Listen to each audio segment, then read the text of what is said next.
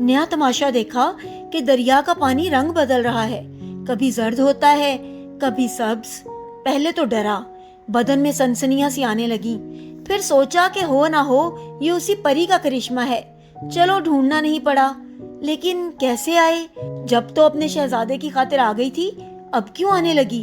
अगर मैं आवाज दूं तो क्या कहकर आवाज दूं? वो परी, मैं आदमी, वो रानी, मैं मछेरा। बिगड़ कर एक पर मार दिया तो क्या होगा? नामुराद बीवी ने अजाब में डाल दिया है। आखिर समझ में आया कि तरह तरह की आवाजें निकाल लो, शायद सुनकर निकल आए। आवाजें निकालनी शुरू की।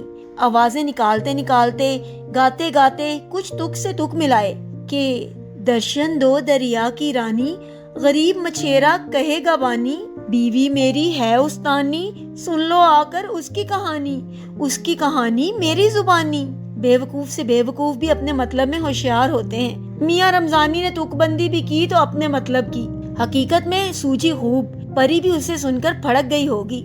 रमजानी अपने इस गाने को दोहरा भी नहीं पाया था कि परी ने दरिया की लहरों के ऊपर आकर कहा, वाह भाई, गाते तो खूब हो, ये बीवी का दुखड़ा कैसा?